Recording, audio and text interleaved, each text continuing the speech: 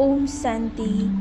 आज अमृत बेला बाबा से हम कैसे शक्तियाँ लें, कैसे वरदान लें और अमृत बेला का महत्व क्या है। अमृत बेला परमात्मा से हम कैसे बातें करें, कैसे उनसे मिलन मनाएं।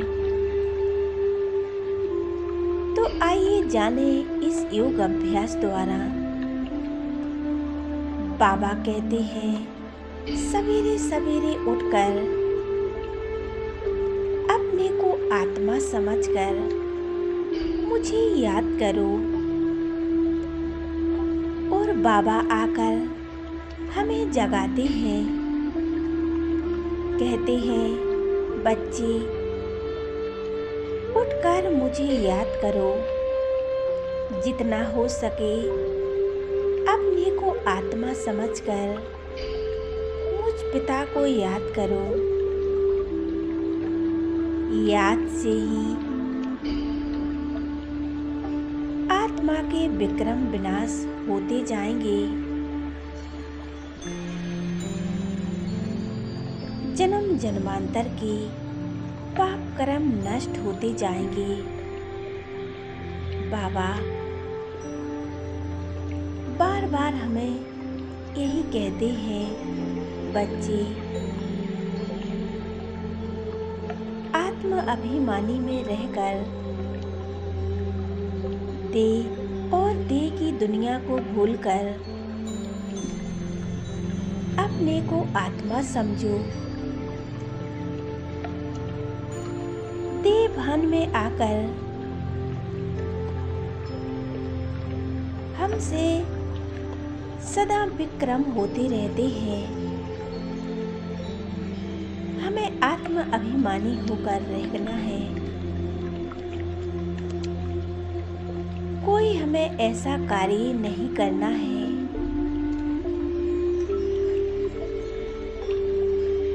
जो बाबा की निंदा हो।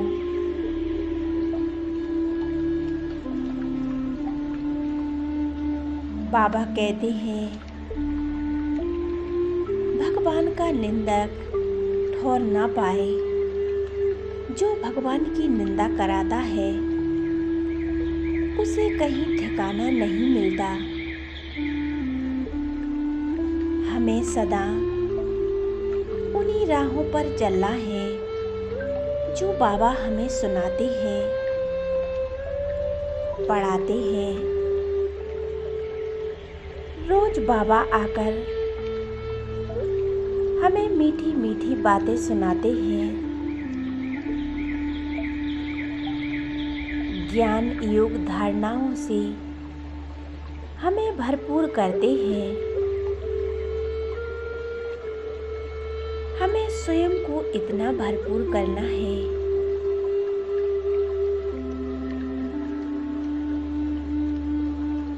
जो भी आत्माएं हमें देखेंगी कहें ये बाबा की बच्ची है, ये कितनी महान आत्माएं हैं, ये देव कुल की आत्माएं हैं। हमें अपने कर्मों को इतना श्रेष्ठ बनाना है। हम अपने कर्मों को श्रेष्ठ बनाएंगे तभी हम शिष्टाचारी बनेंगे।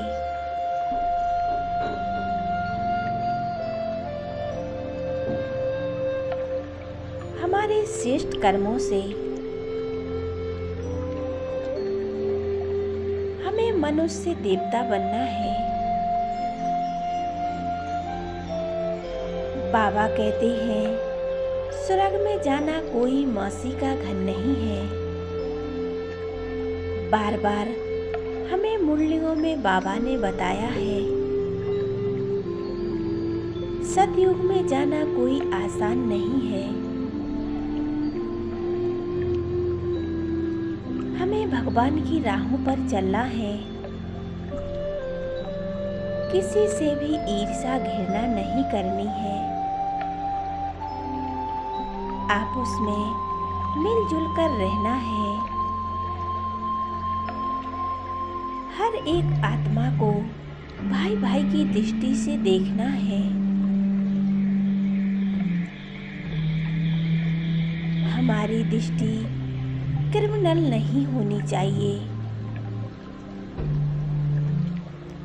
बाबा कहते हैं,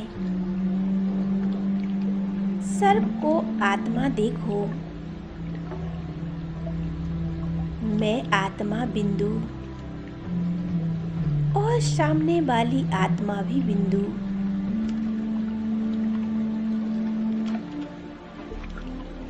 जब हम सबको बिंदु देखेंगे तो स्वयं भी बिंदु के स्वयं में रहेंगे। मैं आत्म अभिमानी हूँ। सदा हमें आत्मा अभिमानी होकर रहना है। इस देह को भूलकर और अपने को आत्मा समझकर उस परम पिता परमात्मा को याद करना है। याद से ही आत्मा सतो प्रधान बनेगी। और जब हमारी आत्मा सतो प्रधान बन जाएगी,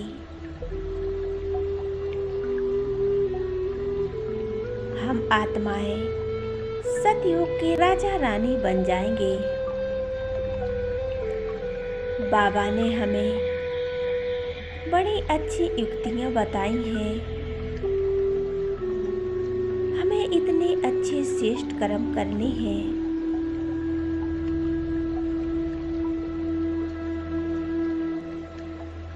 बाबा कहते हैं, हमें क्रोध नहीं करना है।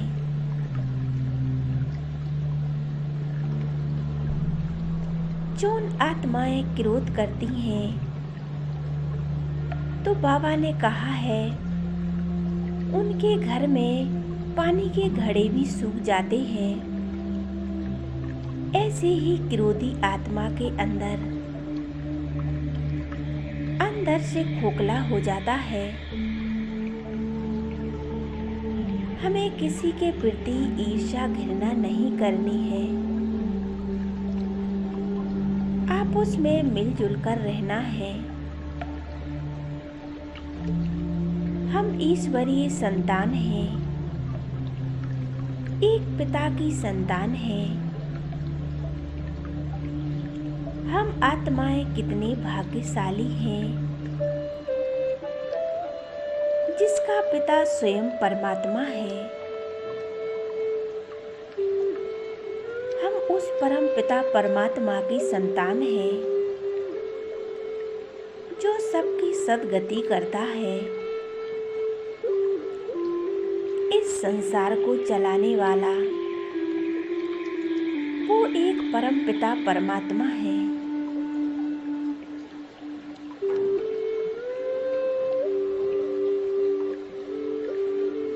हम कितनी श्रेष्ठ आत्माएं हैं, जो स्वयं परमात्मा के सम्मुख बैठे हैं। उनसे वरदान और शक्तियों से स्वयं को भरपूर कर रहे हैं। और रोज बाबा आकर हमें मीठी मीठी बातें सुनाते हैं। रोज मुरली सुनाते हैं।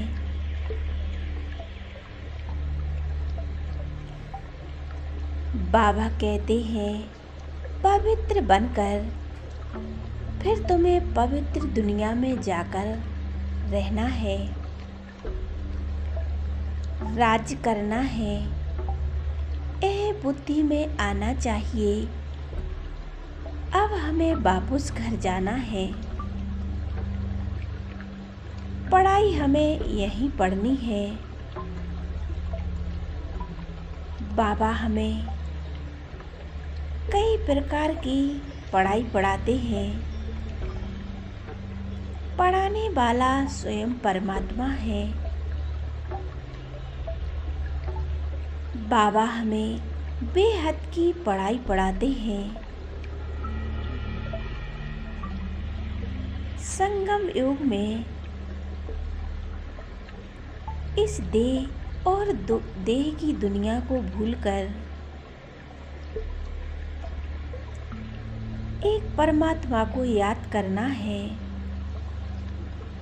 बाप की याद से ही आत्मा पवित्र बनेगी। फिर यह भी याद रखना है कि हम पवित्र बनेंगे, फिर इस दुनिया का विनाश भी जरूर होगा। सभी पवित्र बनेंगे। तुम बहुत थोड़े हो जो इस दुनिया से पवित्र बनकर उस दुनिया में जाओगे।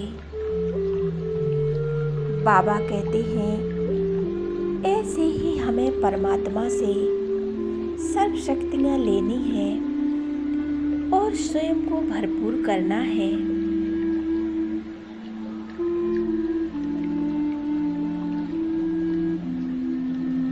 ऐसे ही अनुभव करने हैं, मैं मास्टर सर्वशक्तिमान हूँ, मैं सर्वगुण संपन्न हूँ, 16 कला संपूर्ण हूँ। बाबा ने आकर मुझ आत्मा को कौड़ी से हीरा बना दिया है। कितने श्रेष्ठ भाग्य हैं हमारे जो स्वयं बाबा ने हमें शक्तियाँ दी। मैं आत्मा सर्वगुण संपन्न निर्विकारी बनती जा रही हूँ। मैं कैसे शुक्रिया करूँ उस परम पिता परमात्मा का। धन्यवाद बाबा, thank you Baba. Om Shanti, Om Shanti.